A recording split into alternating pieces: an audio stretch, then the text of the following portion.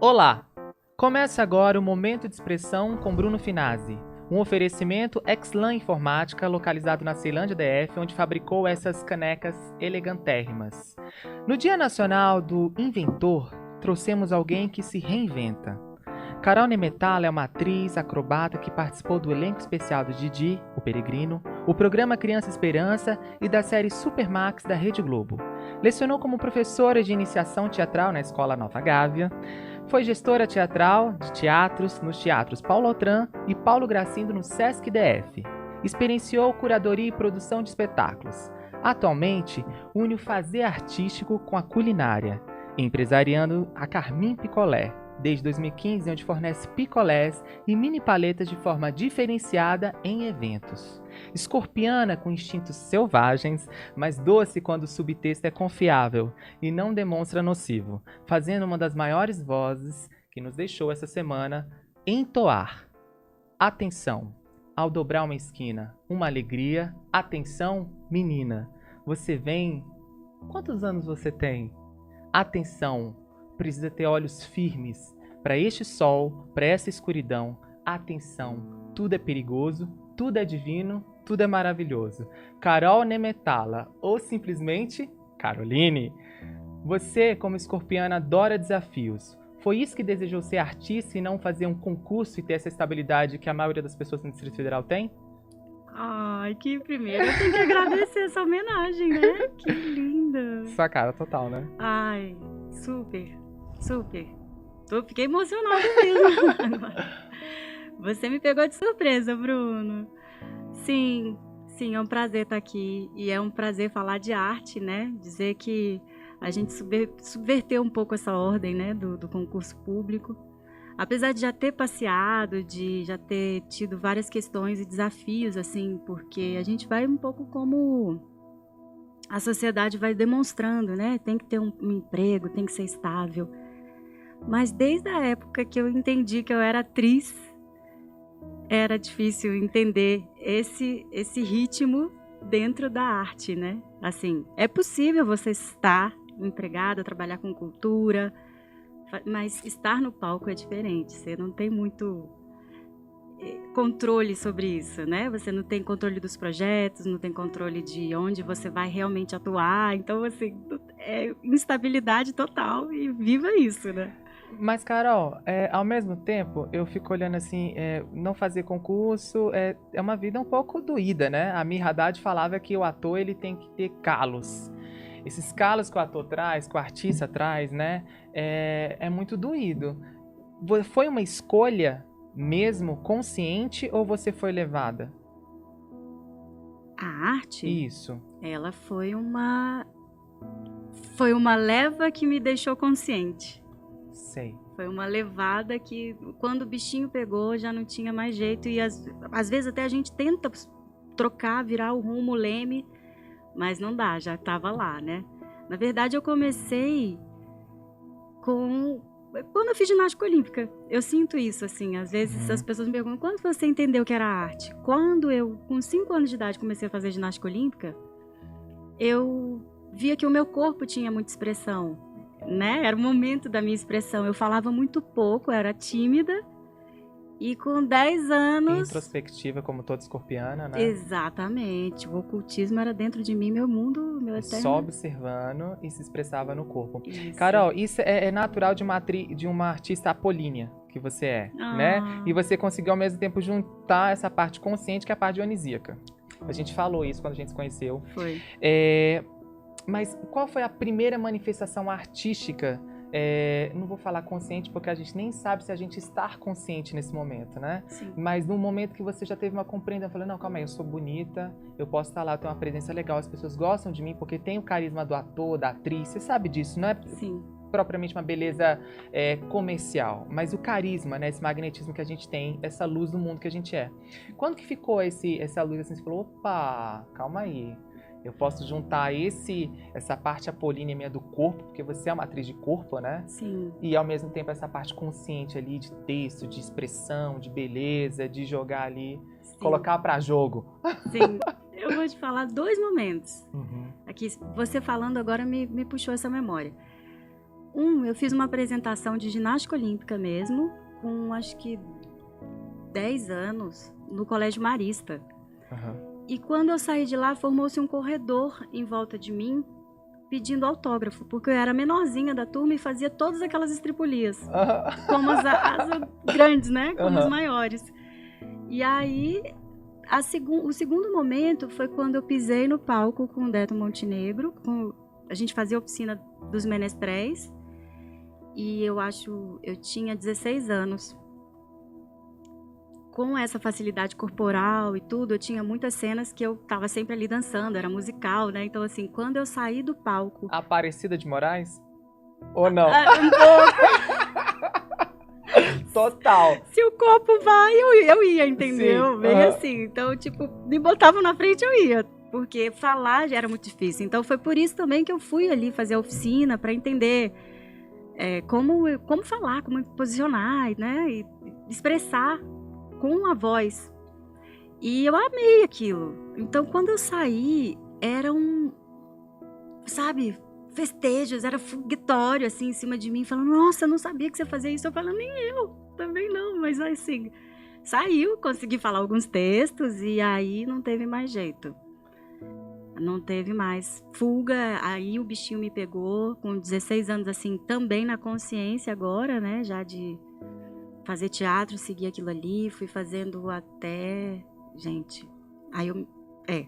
Você fala pequenininha, engraçado, né? Pequenininha, você não cresceu, né, Carol? Não. Mas eu vendo seus vídeos, fazendo seu roteiro, eu vi o tanto que você não mudou nada. De 16 anos, parecia um bebê já com... Mas o corpão de mulher, né, ao mesmo tempo, tinha esse paradoxo. Essa força, né? Essa força, e eu falava, gente, é desse tamanhozinho aqui, e bem bebê, bem bebê. A gente falou também sobre a questão de ser os artistas percussores, essa história do artista de Brasília, né? Sim. Porque a gente tem poucos nomes, né, que a gente fala. O Cláudio Tovar se formou na UNB, mas fez fama, né, projeção lá em São Paulo. O Murilo Rosa daqui, e alguns outros tantos daqui, mas assim, foi muito pra música, capital do rock, Brasília. Dentro desse cenário, você me contou mais ou menos, eu falei, não, mas guarda aí porque a gente levar pro podcast para as pessoas, para eu aprender e todo mundo aprender junto.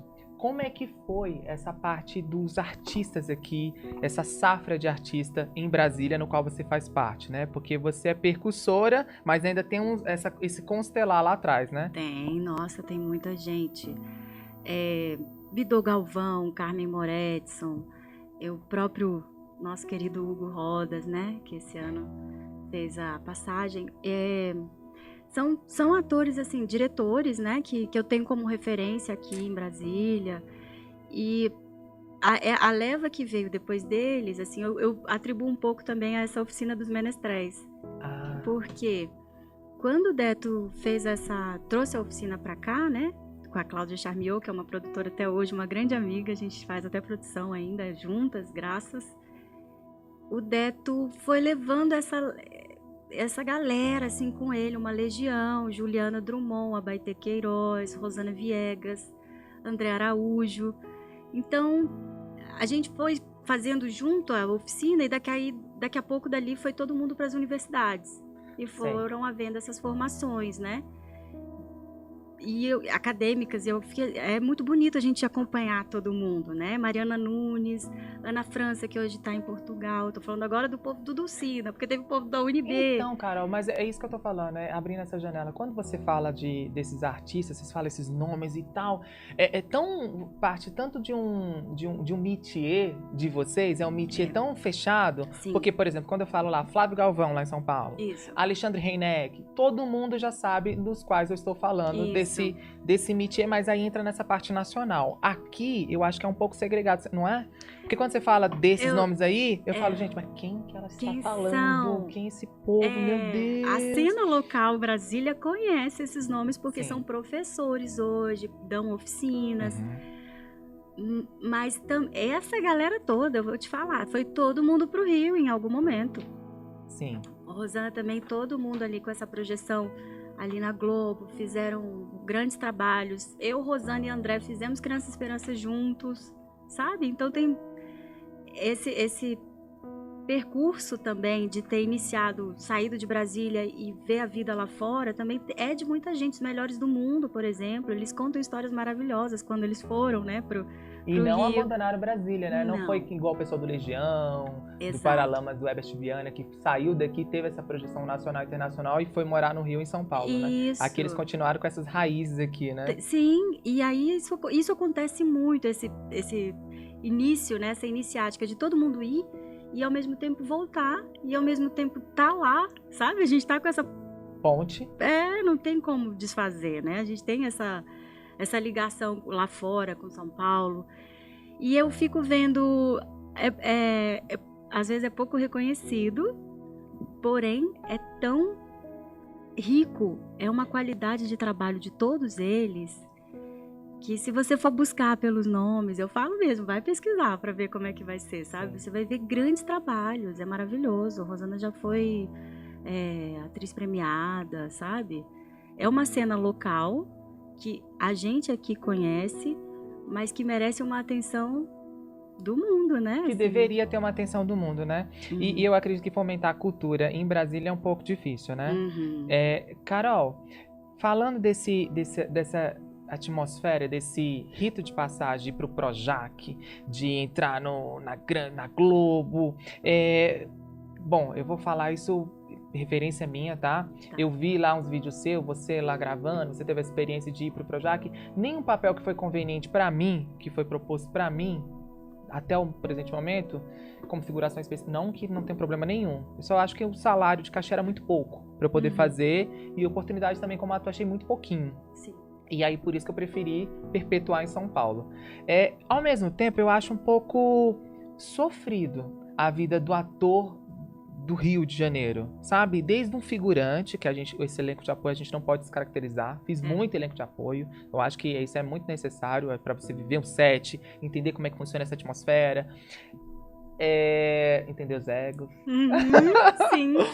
Eu acho que você não acha muito sofrido e muita ilusão o cara sair daqui, aí ele vai lá pro Rio de Janeiro, aí sabe, antigamente, hoje é pelo Globo, o G-Show, né? Antigamente você ia com a fitinha naquele VHS. Aí, ó. Por favor. Você pegou essa época, né? Peguei. Nossa, eu tenho meus videobooks até hoje em VHS. Cheguei lá com o material, era uma parto pra fazer. Aí você bater na porta ali com aquela... Você sabe que no meu audiovisual, eu me identifico total com audiovisual, porque eu sou eu nasci no audiovisual, mas eu acho que é meio... tem um nível abusivo. Se tratando de Globo, então, e todos os artistas que eu entrevistei globais, eles falam que quando eles entram nos portões da Globo, eles envelhecem. Você não acha que é um pouco ilusório ter essa grande projeção somente na Globo e hoje, com a força da internet, o artista não pode ficar um pouco mais independente? Porque hoje a internet não é a grande mídia? Claro, claro. E não é uma ilusão. Na verdade, a gente abriu portas, a gente abriu portais, né? A Globo é uma projeção, né? É um veículo de maior projeção. É uma emissora que está agora também migrando muito para o streaming. E aí, pronto. Aí é que acabou, assim, essa... Não é uma ilusão, porque por um tempo ela foi uma grande projeção, né? E construir seus mitos, né? Hoje ela fala de mito, mas ela construiu seus mitos também, né? Exatamente, entende? E aí, quando a gente parte agora para essas novas plataformas, para todas essas projeções mesmo de veículo, né, de mídias, eu acho que a gente tira um pouco a força do que é só a Globo como uma grande empregadora e vai para todos os lugares por você. Você é uma pessoa que faz muita coisa autônoma aí, com o seu empreendedorismo, com seus projetos, com as suas ideias. Isso entendeu? Hoje em dia, quantas webséries têm sido feitas e maravilhosas. É muita informação, é muito roteiro, é muita arte. Assim, as pessoas são criativas e querem botar isso pra fora, né? Se expressar. Carol, mas vem cá, quando você falou de portais, você tá falando no viés espiritual, porque falar como escorpiana a gente já fica naquele limbo. Qual campo que ela está falando? No campo físico ou no campo espiritual? Ou nos dois, né? Sim. Carol, quando você fala desses portais, você fala da persona, da personalidade da pessoa, do indivíduo, dessa individuação. No caso, você, quando você fez, eu vi sua cena linda daquela de improviso que você fez lá em frente à praia. Foi na Praia da Macumba, né? Foi. Conheço, claro. Com a Juliana Cruvinel, que também foi uma da percussora lá no Rio de Janeiro, trabalhou na Record. E hoje está aqui em Brasília, uma grande parceira, minha amiga, meu coração. A gente tem muitos projetos aí para acontecer, se Deus quiser.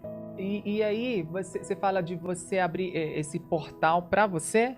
No sentido ou no sentido para esses outros nessa onda, para vir essa onda? Porque a gente trabalha com esses aeons, esses Zeitgeist, esses espíritos do tempo, né?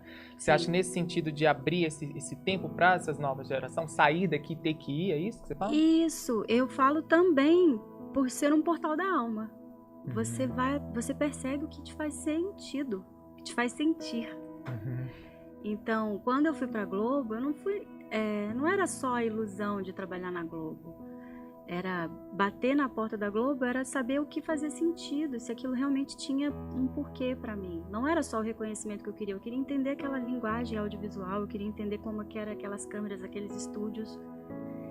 E esse portal veio através do meu corpo, porque, né, através da ginástica olímpica, eu fui chamada para o Criança Esperança por uma questão também muito física, porque tinha que subir em retroescavadeira, tinha que fazer muita coisa, assim, de ação, correr, fugir.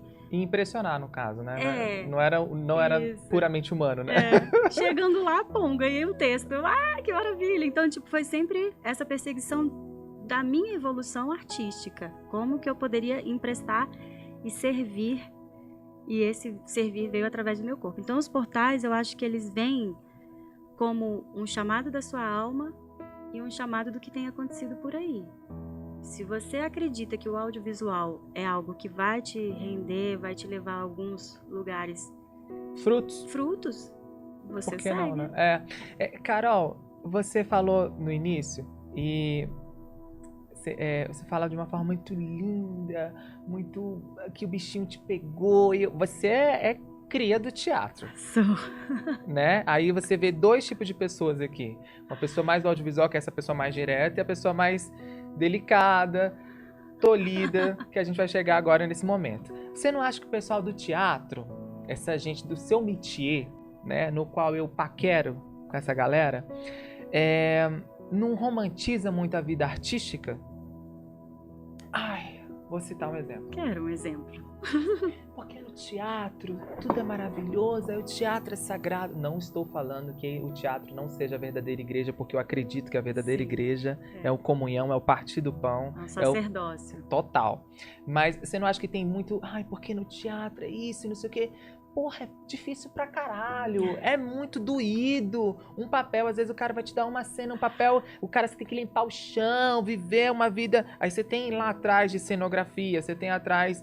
Tem um universo muito artesanal para se fazer teatro, né? Por isso que é milenar e nunca vai parar de existir. Pode ser transformado, mas nunca vai parar de existir. Você não acha que existe uma parte de romantização dos artistas em relação ao teatro?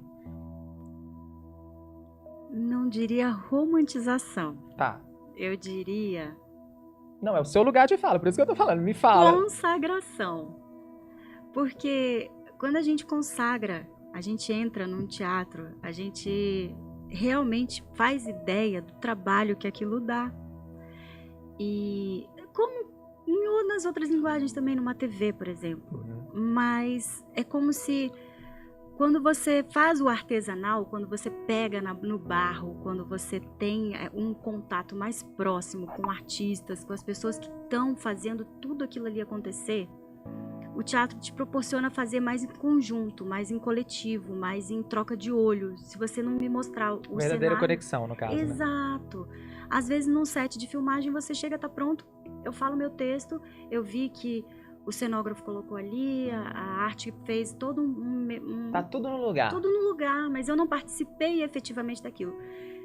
Eu vi uma entrevista que a pessoa, o artista falava, eu realmente não lembro o nome, mas eu tenho esse problema, tá? A memória. Mas ela falava isso, o dia que ela chegou no set, que ela realmente viu as pessoas colocando ela naquele set, mostrando por que aquilo ali, por que aquilo contribuía com o personagem. Ela falou, meu Deus, eu tô fazendo teatro gravado. E aí sim fazia muito sentido. Então, você vê que o teatro pode ser transportado ali para aquela cena, claro, né, que vai ser gravada, e aí você consagra. Entende? Você tem um romance em cima daquilo. Não romantizei, claro, mas eu tive uma troca maior. Às vezes você chega no set, tá pronto, vai, fala e E acabou. mão, né? Acho que fica menos digital, mais humano. É isso? Isso, mais humano, mais humano. Eu acho que o teatro, ele é romantizado pelo fato... Agora eu já tô contradizendo o que eu disse lá no início. Não, mas a vida é uma controvérsia. É ou não é uma É controvérsia? controvérsia Total. total. Eu tô ali e tô lá, tô assim, sempre nos polos. Mas ele é romantizado pelo fato de ser muito difícil de fazer, e quando ele é bem feito, a gente... uau! Quando ele é bem colocado para as pessoas, quando tem um público que realmente recebe esse trabalho, esse serviço que você presta, nossa, aí vira um romance maior. Caso de amor. Caso de amor. Carol, dentro do teatro e dessas vivências, desses calos que a gente falou, de tudo, dessa humanização, o Antunes Filho falava muito isso, né? Que o teatro nessa era pós-moderna, que o ser humano está se tornando esse homo ciborgue, ele seria para humanizar as pessoas. Indo mais a fundo nessas suas camadas de escorpiana, o que o teatro te trouxe? Qual foi a maior lição que o teatro, assim, eu sei que a vida da gente é muito coligada na vida que é um palco, nesse saber filosófico que a gente pode, né, poetizar aqui, mas o que o teatro em específico te trouxe? Nossa, agora eu vou falar uma coisa que me tocou fundo. Eu vou falar uma frase de Judith Grossman, Uau. que foi uma escritora que eu trabalhei 2 anos, e eu presto todas as minhas homenagens a ela lá, porque eu sei que ela tá sempre aqui comigo. E ela fala essa frase quando eu cuidava dela, ela era camada, e ela falou essa frase para mim assim: não há sentimento mais nobre do que se colocar na pele do outro. E o teatro proporciona isso. Além de você emprestar a sua pele para um personagem, meu coração tá tudo. Ai, meu Deus. Você empresta essa pele para o seu personagem, e essa pele vai fazer sentido para quem tá vendo. E aí você também se coloca na pele de quem tá assistindo. Então eu tenho a Judith assim como essa grande fonte de inspiração e energia, porque o que ela mais me trouxe foi o poder de me emprestar e o poder de ser o outro e de sentir o que você tá sentindo, sabe? De ser... expressar o que você está sentindo, porque muitas vezes a gente sente o que o outro está sentindo, como todos empatas, né? As pessoas que deveriam todos ser, mas eu não consigo expressar o que você está sentindo, né? Expressar de uma forma mais técnica. Sim. Aí eu acho que a escuta também é um grande dilema humano hoje. A gente às vezes escuta pouco, ou com pouca qualidade, a gente não para ouvir. Verdade. E a outra é grandes amigos.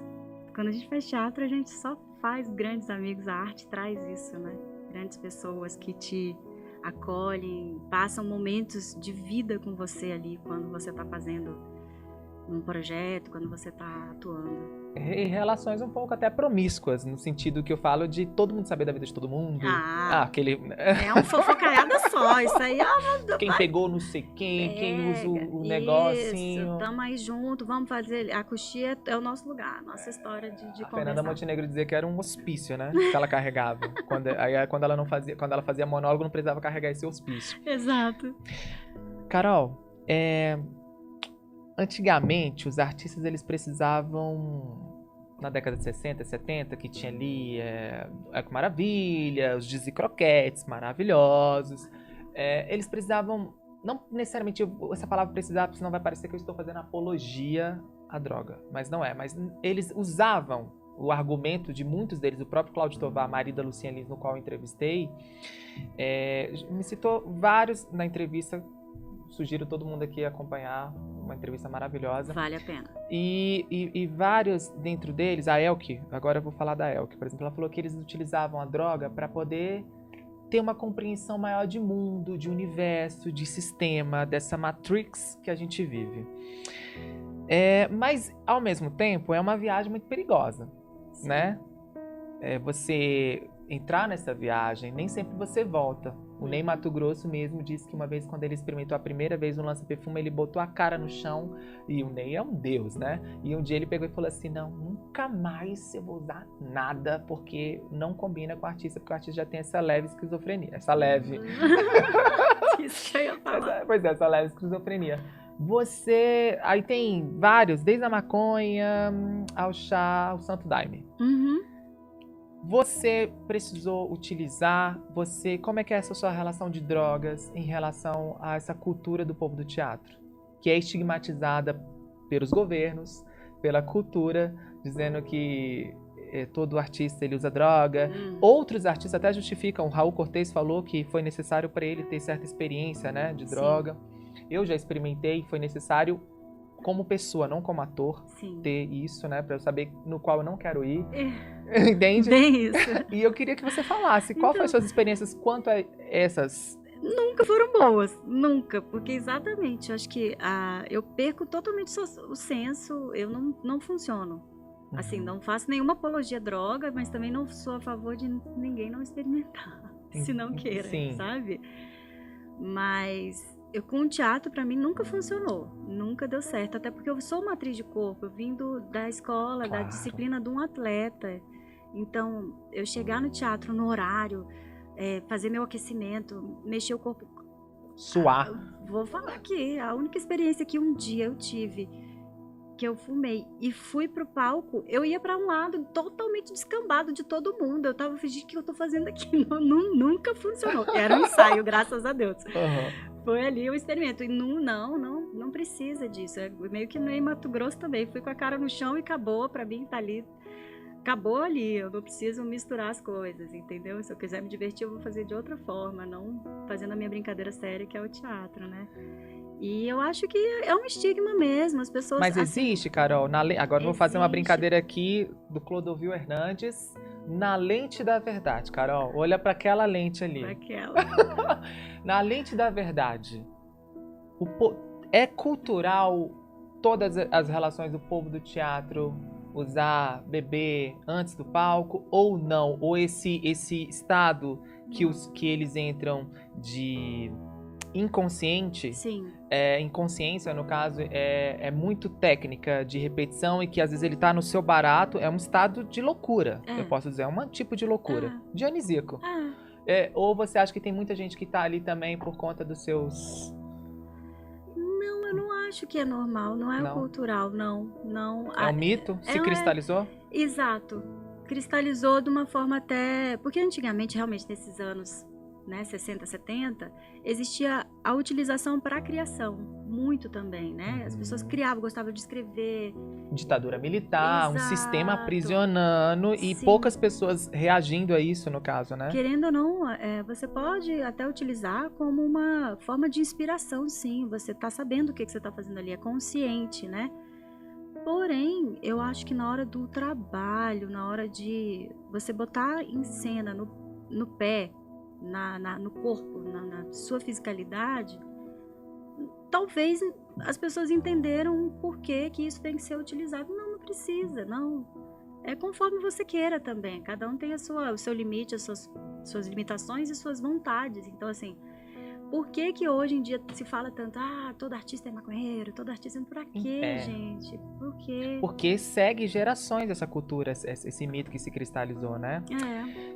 Carol, ao mesmo tempo você falou da consagração, achei tão bonito você falar, e por isso que a gente se deu bem, deu match. Deu match, deu muito. Deu match porque a gente já tava no outro campo e a galera ali numa ideia ainda muito terrena, a gente, por que eles estão falando? E a gente no outro universo.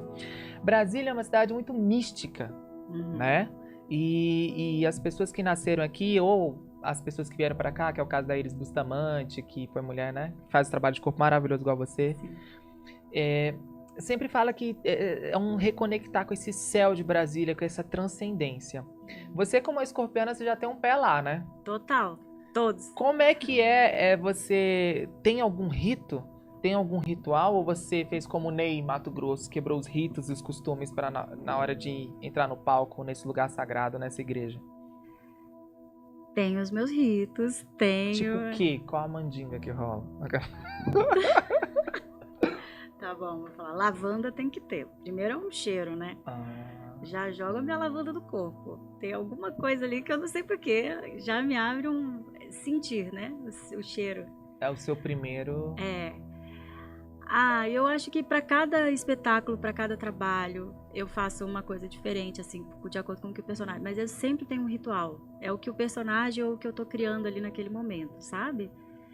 Então, ai, tem muita... Primeiro Tipo, yoga... eu vou entrar no palco. Eu vou entrar no palco. Eu, por exemplo, eu tenho uma mania de eu não falo com ninguém, né? Ah, não? Esse negócio do merda. Sim, não Sabe? fala. Não. Meu rolê eu tô pra dentro porque Uau. eu sou ascendente livre. Então, quando eu fico muito no outro, eu me misturo tanto que aí, pra eu não perder eu e o personagem, Sim. então tem que estar em mim. Sim. Entendeu? Aham. Não tem alguma coisa ali antes de entrar, saindo da coxinha pra ir pra alguma coisa? Entrou pra um lado direito, sai pelo mesmo Pé lado. direito. Aí, ó. Pé direito. Primeiro pé no palco Oração, é o direito. Todas sempre. as orações. Yoga sempre.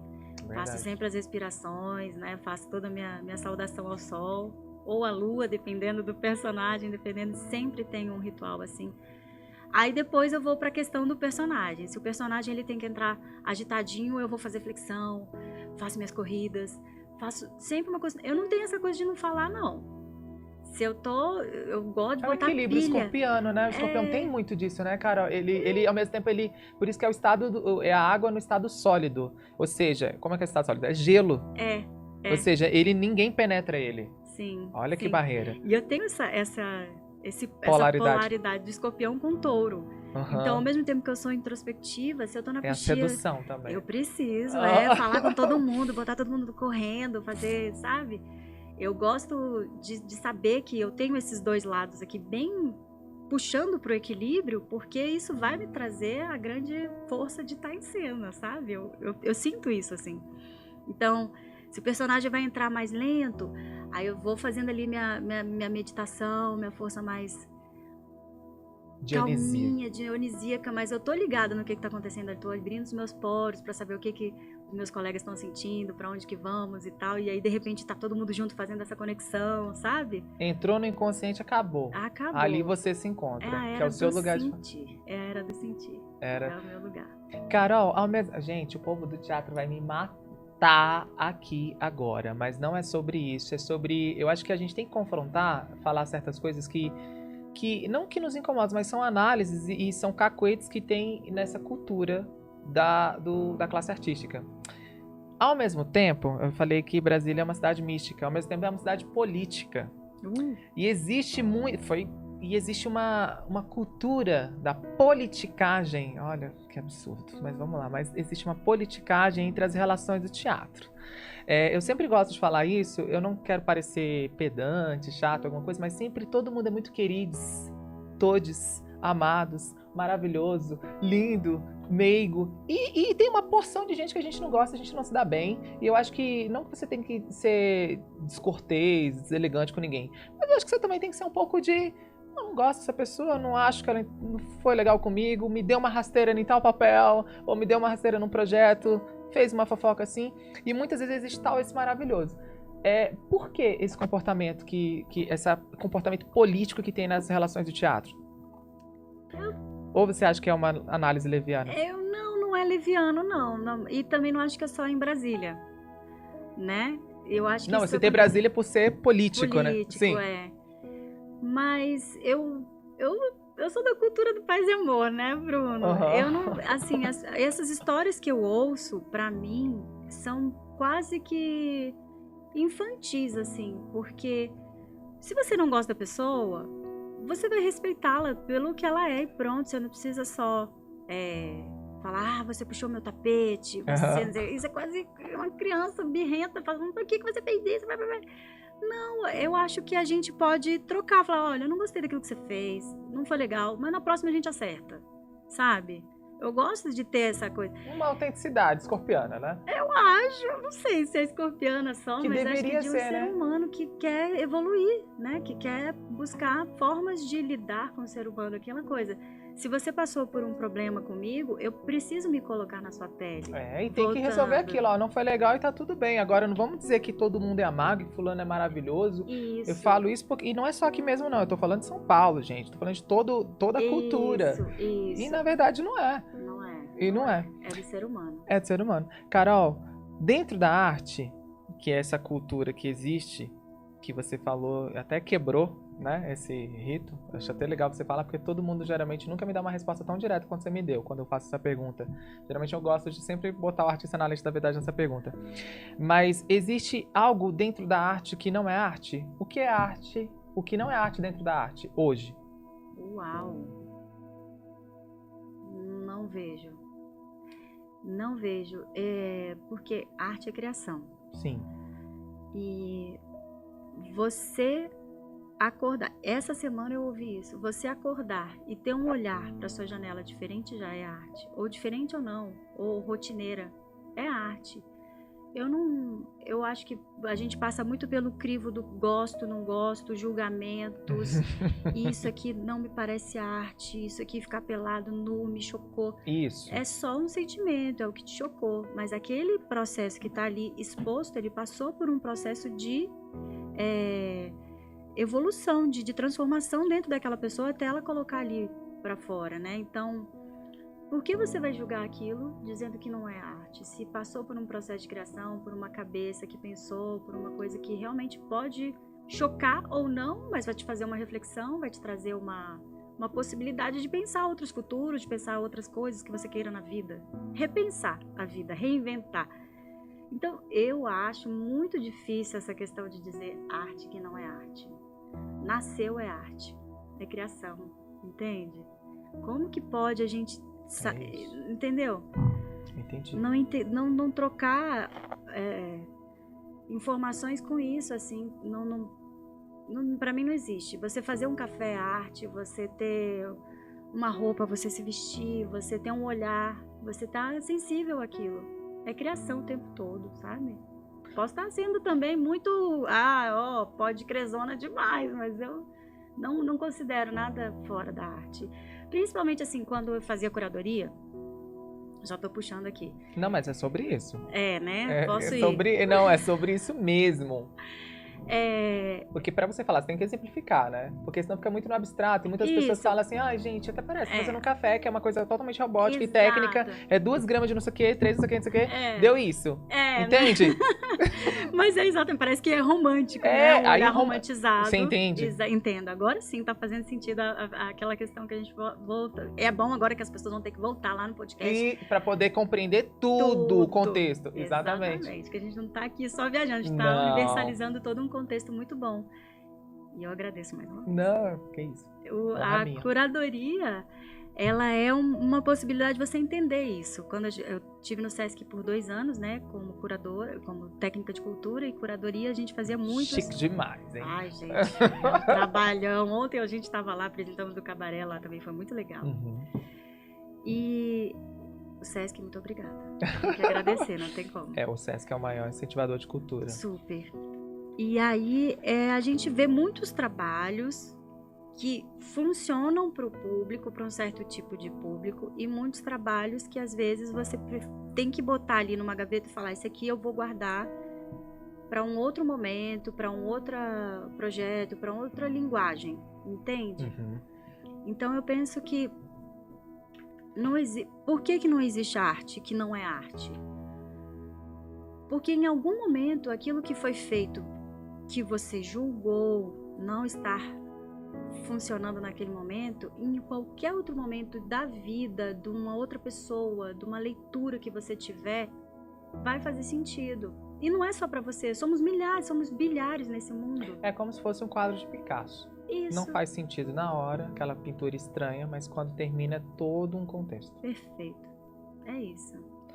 Você arrematou minha ideia, acho que agora você conseguiu ali gravar. Carol, é muito sério a gente falar isso. Você falou de invenção, de reinventar, e hoje é o dia da invenção, por isso que a gente seleciona essa data para você. O escorpião, ele vive de morte e renascimentos, né? Ele vive de trocar camadas, trocar de pele, morre, é quando você fala assim, acabou, tá derrubado. Do nada ressurge a fênix lá. Uau. É o signo mais morte e nascimento, por isso que talvez ele entenda tanto o ocultismo, né? O mundo que a gente não pode tocar. Essa riqueza que está no nosso oculto. Existiu alguma situação dentro do teatro, dentro da sua vida artística, que foi de maior dor, de maior pesar? Até nas relações, usando agora, né? Fazendo uma réplica. Até dentro dessas relações que que são um pouco, às vezes, nocivas pra gente? Uhum. Já passou algum momento doloroso que você teve que você falou, agora fodeu? Não. Não dentro do teatro. Na arte em geral? Na arte em geral teve. Por exemplo, essa dor de não viver, de não me sustentar com a arte, né? Voltamos lá para o início do podcast também. Estamos fazendo um ciclo. É tudo conectado. Porque eu briguei com o teatro, acho que foi logo quando eu terminei a faculdade, em 2003. Uhum. Nossa. Direto do túnel do tempo. Eu tive isso, né, essa crise agora, porque eu trabalhava muito durante a faculdade. Sempre tive fluxo, né, de trabalho, entrando e saindo, e faculdade. Eu cheguei a não fazer a faculdade para ir a trancar por 1 ano para ir para a França. Eu trabalhei lá no Couleur Brasil, que é uma divulgação É chique demais. de um filme brasileiro lá. Então, assim, quando terminou, formei, eu falei, meu Deus, e agora? Deu uma crise, deu um bug, assim, do milênio na minha cabeça. Não tá mais aparecendo os trabalhos quanto eu fazia, porque o network ali da faculdade te ajuda também, né? E aí fui fazer o tal do concurso. Senado Federal, segui a carreira da minha mãe. Eu falo, é a política que Brasília te consome, né? A política que a gente acha que é ali, que vai nascer alguma... Mas eu tava completamente abafada, enclausurada, aquilo não me fazia bem, eu ia para cursinho sofrendo. E ali foi uma dor, porque eu tive que amortecer a minha atriz para entender que eu tinha que sobreviver. E aí fui adoecendo, fui ficando triste, fui ficando amargurada, nada tava bom, nada presta. Quando você não tá bom, nada presta, né? E quem é ascendente touro somatiza no corpo, né? Exatamente. Na Você saúde tem física. noção? Aí também já juntou uma crise amorosa na minha vida. Meu primeiro namorado me largou, porque eu já não tava bem. A minha coluna foi lá pro chão. Eu fiquei 1 mês assim, ó, com a coluna travada. Uma atleta, andando assim. E ninguém sabia o que era, Bruno. Você não imagina, assim, é uma coisa que eu fiz exames pra fora, fiz exames que achavam que era uma doença rara no sangue. Simplesmente eu fui para as terapias holísticas, iridologia, ventosa, acupuntura, tudo. Aí a explicação que o ortopedista, né, o médico virou para mim e falou assim, sua máquina parou. Eu falei, mas por que ele parou? Você estava precisando lubrificar. Eu não tinha parado de treinar. Aí foi quando eu voltei para o circo, voltei para minha expressão artística e fui acontecendo de novo e resgatando a minha essência, a minha natureza divina, graças a Deus. A primeira manifestação, né, artística. Carol, e sua catarse? Ou você acha que você vai chegar na catarse ainda de expurgar e chegar no seu auge? A gente tá vendo agora na novela das 8, Pantanal, que acabou, a grande atriz que é a Maria Bruaca, né? Ela é produtora, ela demorou muito, escorpiana, demorou... Foi a entrevista dela que eu vi, que ela falou que colocou que o teatro se fez acontecer. Obrigada. Ela? Tá vendo, Graça? Tudo conectado, né? Tudo conectado. Era que então, falou que montou a cena, que que começou a fazer sentido. O pessoal da arte fazia sentido, que ela falou, nossa, estou fazendo teatro em cena. Obrigada, Bruno, você me lembrou. Então, e ela ficou muito tempo como produtora, enfim, ela é atriz já de teatro muito consolidada, e muitas dores, pouca grana, e hoje chegou essa catarse dela. E pra você acha que ainda vai chegar ou já chegou? Você já tem algum momento você já fala, não, já estou de boa dentro do meu cenário aqui em Brasília? Estou de boa e quero muito mais de Brasília e do mundo, sabe? Eu costumo viver essa catarse todo dia. Hoje eu vou sair daqui e vou fazer produção lá no Casa Parque. Já faço o jabá aqui. Gui Stutz está em Brasília, filho da Denise Stutz. Sim. E o Casa Parque está com um espaço super legal, espaço casa. E ele está com um musical infantil muito primoroso, vale muito a pena, sensível. É um cara super legal da gente prestigiar, vale a pena. Hoje às 16 horas. Né? Vai ficar gravado o podcast, mas enfim, depois vocês busquem lá as datas. 12 e 13 agora. sábado e domingo no Casa Parque, Espaço Casa. E aí eu falo isso, para mim essa catarse está acontecendo. Por exemplo, ontem tava lá no Sesc apresentando esse cabaré de uma oficina do Delson Antunes, que é um diretor que eu faço assistência também, que eu adoro, um cara super que também vai entrar. Gente, você ainda faz assistência, Carol, pelo amor de Deus. O que você não faz? Do Você falou de Kleber mim. Lopes, também sim. lá na oficina. Porque eu acho que, então, a catarse de um artista é estar trabalhando. Sim. Para mim, isso é o grande... Aí você tem um reconhecimento, uma projeção, como foi a dela, e ela falou isso com muito primor, assim, também, de que ela já era muito feliz com tudo que ela tinha feito, né? Eu vi essa entrevista, achei genial. Ela é uma pessoa sensível, assim, linda. Guerreira, né? Guerreira. E eu acho que é isso, a gente tem essa catarse todos os tempos de cada trabalho, em cada trabalho.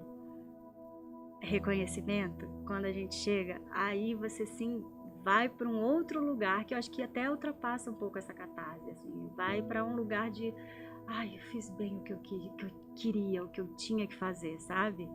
Gozei, exatamente. Por exemplo, para mim é um presente estar aqui, é o meu primeiro podcast, é o meu primeiro, tô super feliz, sabe? É uma catarse isso.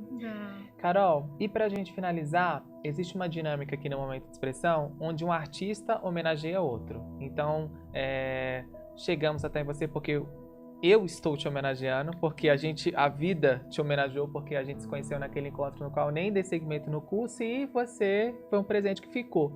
É que nem fala, né? Se uma pessoa de 50 relações que você conhece num dia, num mês, não sei, porque antigamente a gente conhecia, sei lá, 30 pessoas no mês, hoje é 30 pessoas no dia, né? Isso, desse jeito. E se ficar uma numa sociedade líquida que a gente tá, já é tudo, né? E você ficou. Qual artista? Você citou vários nomes aqui no decorrer, nomes que que nem eu falei, muito não conheço, preciso estudar mais.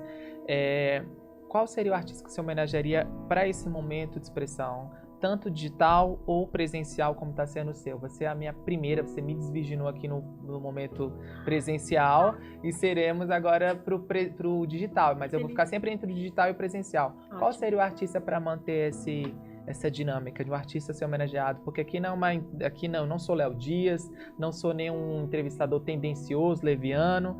Aqui é um artista sobre ativar a consciência artística. Qual seria o artista dentre esses nomes aí tão diferentes que eu poderia estudar mais para poder chegar nessa história e a gente ajudar a contar essa história dos artistas de Brasília ou enfim, da arte?